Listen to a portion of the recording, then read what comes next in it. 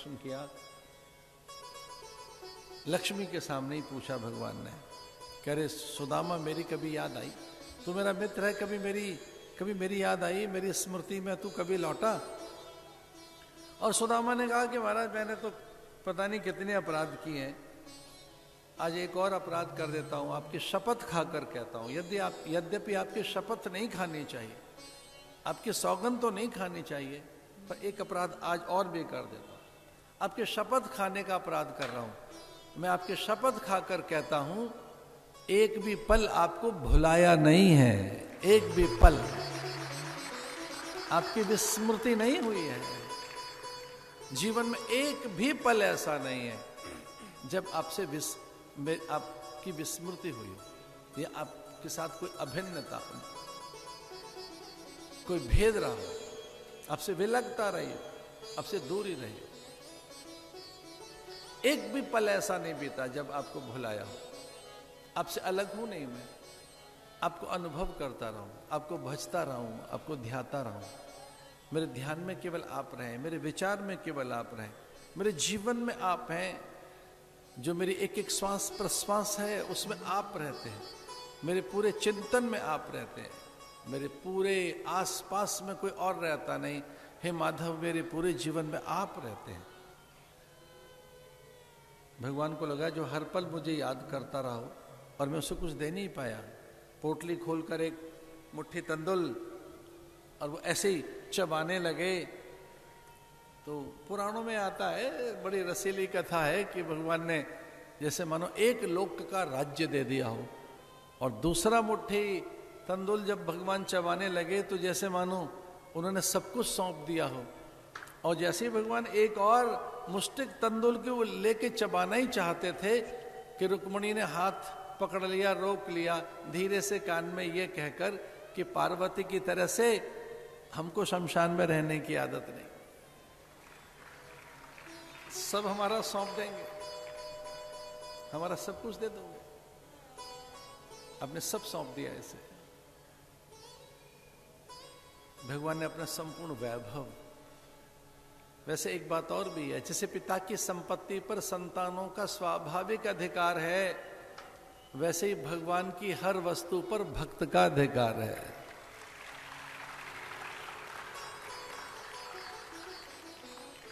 वैसे ही शिष्यों की बात है, गुरु की अध्यात्म संपदा पर, जो उनकी अध्यात्म संपदा है उस पर भी शिष्य का अधिकार रहता है। जो अधिकारी शिष्य हैं वो गुरु से ऐसे ही सब कुछ प्राप्त कर लेते हैं, अनायास उन्हें मिल जाता है। उसमें कृपा तो मूल है ही, उनकी अनुग्रह तो मूल है ही, बिना अनुग्रह के तो प्राप्त होगा नहीं। और इससे बड़ा क्या अनुग्रह हुआ कि हम मनुष्य हैं, देवानुग्रह हेतुकम। भगवान का ये अनुग्रह ही है कि हम मनुष्य हैं। इसमें माता पिता का संयोग जैसा दिखता है, हमारे पुण्य दिखते हैं, सत्कर्म दिख रहे हैं। दुर्लभो मानुषो देहो देही नाम क्षण भंगुर, लगता तो है कि बड़ा दुर्लभ है मनुष्य और हम माता पिता के सत्संकल्प की उपज या उनका उत्पाद दिखाई दे रहे हैं, पर इसका मूल अनुग्रह ही है।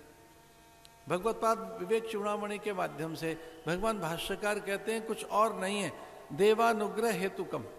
भगवान के अनुग्रह से मनुष्य हैं, उसी के अनुग्रह से हम मुमुक्षु हैं।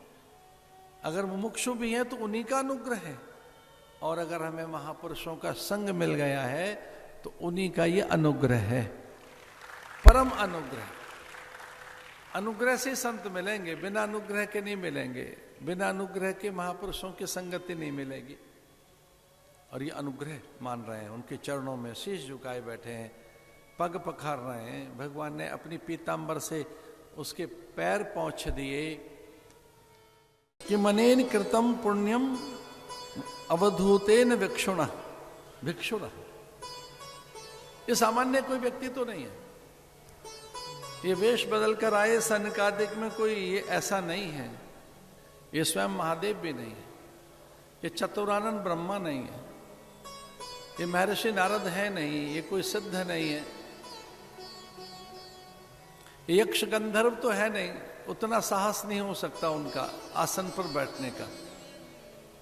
महादेव भी इस आसन पर तो नहीं बैठेंगे, ब्रह्मा भी साहस नहीं जुटा सकते इस आसन पर बैठने का। भगवान नीचे बैठे हैं, उसके चरण धो रहे हैं। लक्ष्मी को लगा ये है कौन, आसनस्थ है और प्रसन्न होकर बैठा है, ये है कौन। लक्ष्मी जी को विचार आया है कि ये कोई वीतराग होगा, फिर ये सामान्य पुरुष नहीं है। लक्ष्मी जी ने आंखें बंद करके देखा तो धर्म के दर्शन हुए। एक ब्रह्मज्ञानी को देखा, आप्त काम, पूर्ण काम, निष्काम एक सत्पुरुष के दर्शन हुए। साधुओं का धन तो वैराग्य ही है, साधु का धन तो एक प्रकार से विचार ही है, विवेक ही उसका धन है। साधु का धन और क्या है, धर्म ही उसका धन है, वैराग्य ही उसका धन है। तो वैराग्य के दर्शन हुए। लक्ष्मी जी ने पहली बार वैराग्य को देखा, एक तटस्थ देखा, निरपेक्ष, एक आप्त काम। यद्यपि वो दरिद्र जैसा दिखाई देता है, लगता है कि बड़े अभाव उसके पास है, कुछ है नहीं, लेकिन भीतर से संतुष्टो ये न के निचित, वो अद्भुत है।